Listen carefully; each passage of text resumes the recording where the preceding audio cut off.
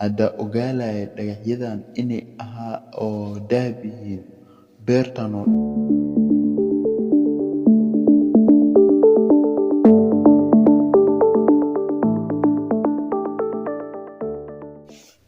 Assalaamu calaykum. Waxaa idinla hadlayo walaalkiina Maad Yaquub. Maanta wuxuu rabaa ama maanta ay bilaaban doonto xikmadoo idin sheegayay ama xikmada waa bilaaban doonaan la dhahayay ay bilaabanayso maanta oo khamiis ah ama cawado khamiis ah cawada soo gelaysa khamiis ah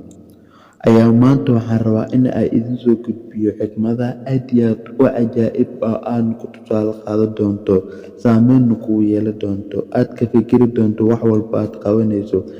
dhegeyso xikmadan aad iyo aad ayayna kaa yaabi doontaa balse waxaan kaa codsanaa inaad subscribe ii saarto like-na ii dhahdo page-ka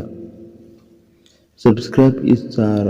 furo gambalelka si ay kugu soo dhacaan fiidiyoda aan soo dhigno ama kale muuqaalada kale aan soo dhigno si ay kugu soo gaaraan mar walba xikmada aan bilaabo intaan bilaaban ka hor waxaan ku xasuusinaa inaad subscribe saarto saan u gaaro dadka kale iga horumarsan maanta xikmadan waxay ku saabsan tahay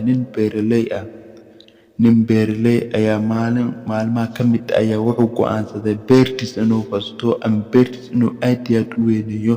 dhul aad iyo aad balaca inuu isku darsado beertiisa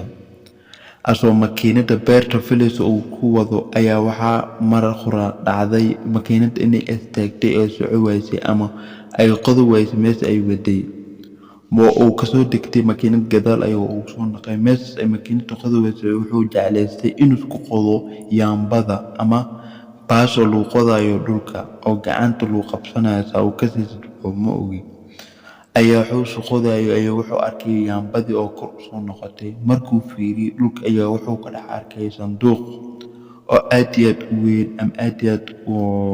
oo macquul ah sanduuq caadi la qaban karo oo haddii alaab ku jirto lagu qaadi karo laba qof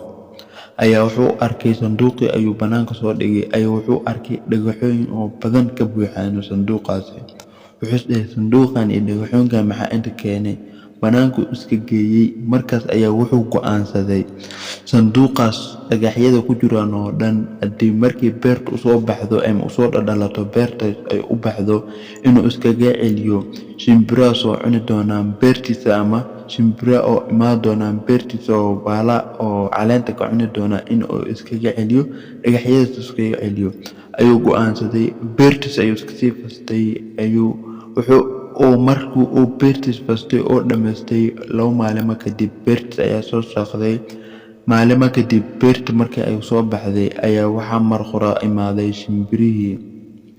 shimbirihii ayaa meesha soo wada amaadeen ama qoonleyadii ayaa waxay isku dayeen in ay beerta cunaan ninka Ciyoob waxa u diyaarsanaa dhagaxooyin aad iyo aad u badan ama sanduuqa